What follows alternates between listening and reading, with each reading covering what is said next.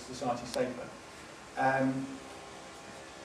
I think there's a real choice around deciding to deliver public services and what I see as the traditional historical purpose of the sector, which is not delivering public services but delivering on the gaps in between them. My pragmatic concern, I'm trying not to be ideological about this at all, is the sector will, and again I'm from a marketing commercial background, so USP sort of springs into my head, and our sector has a fantastic USP, a whole set of USPs actually, but my concern is that if you agree to fight a battle on a battleground that you haven't defined, you will lose. And in terms of market reforms, though that battleground is absolutely set up for contracting with large organisations, particularly private sector, and our sector will just get minced up. We've got absolutely no way of fighting that. Whereas there are other battlegrounds on which if we fight, we would always win, about closeness to beneficiaries, about responding to need.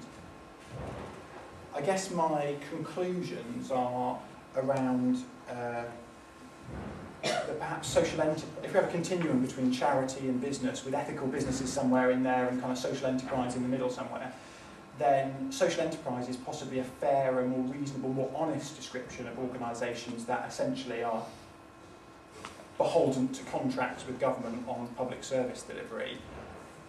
If I'm going to be fully controversial, and this is where it might prompt a debate, and when I rule the world and come the revolution, I think I'd be seriously considering looking at a division in the sector around if you are 99.9% government funded and you're delivering public services and you have little influence on that, because why should you have any more influence on that if you're the provider than the private sector should? Then perhaps you should be a social enterprise and not a charity. The word charity should not be applied to you. Perhaps the tax position should be different for you as well. I have a great concern that one day there's going to be a big newspaper report that's a kind of expose on the charity world, and the public are going to learn that actually they've been subsidising commercial contracts, and they will be totally turned off the charitable sector, and they will just say, well, it's all just a scam. And that would be massively damaging to local good community groups that absolutely rely on that. And then you'd be left with nothing but government funding, and then you really wouldn't be independent. So my hard line is I think the sector needs to accept that it doesn't have a mandate to define public services. It has a mandate to reflect the needs of the beneficiaries that it's set up to represent. The taxpayers elect the politicians to decide, whether we like it or not, how they spend their money. We may disagree, but that's democracy. So my view is very much that I haven't had time to think about all these issues. I wish I'd been more involved and had more time to think about these issues rather than just sort of outside my day job on the train making notes on the way up here. But I do certainly think if it's not the case that you can't be independent at all, and you have to sort of reject all government funding, I certainly think that government and charities need to decide what the purpose of their partnerships and their working together are. And if it is the delivery of public services, accept that will be judged on efficiency and on the same bases as the private sector is, with no bleating and everything that you can't measure what we do, and we want to do it differently, and you should just pay us to do whatever we like to do.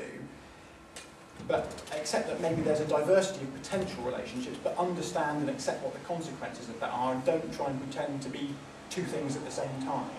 Either you're a social enterprise, and service delivery is an extremely wonderful thing to be involved in because it absolutely changes lives, but maybe that's separate to community groups and charities. And again, it's not. I haven't come to a final conclusion. I'd love to have the time to do that, but that's just some food for thought. But thank you very much for your time. I really appreciate being invited to be here. So thanks very much.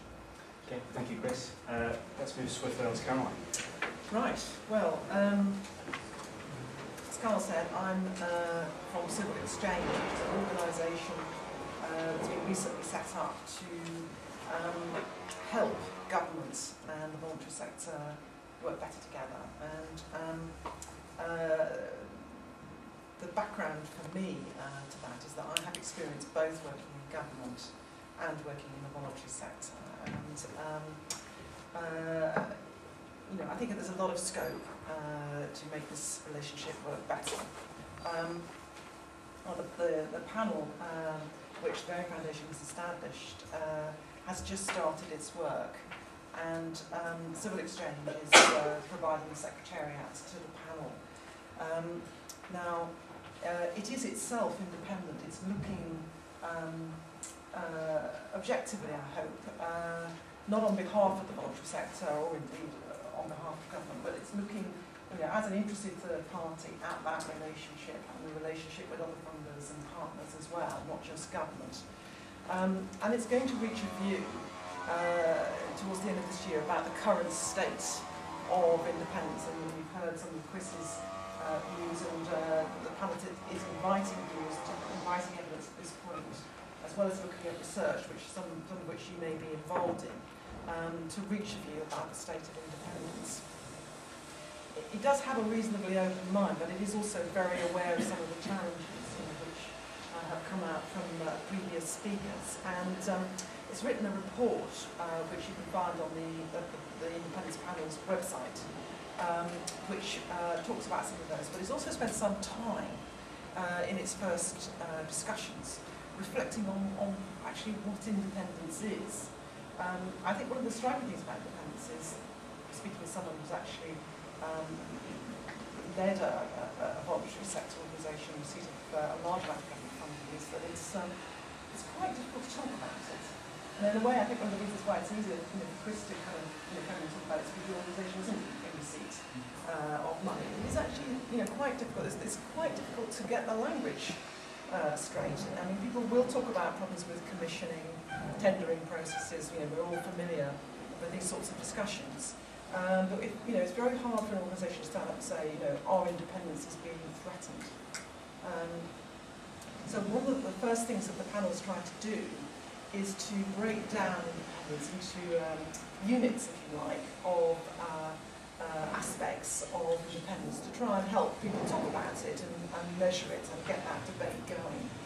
And it's invented something which you can find in the report, which is called a barometer of independence. And it's broken down independence into three separate things. And I've got a few slides, which hopefully you'll be able to see, which set out what those three aspects are.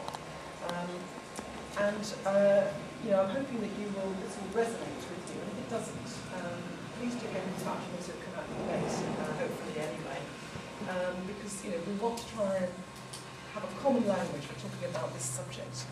And the panel was, in its deliberations, thought that there were really three aspects to independence. Independence of purpose,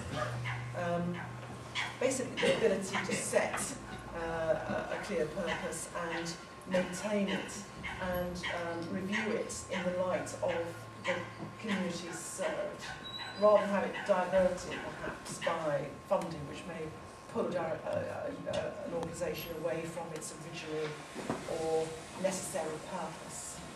The second one is about independence of voice.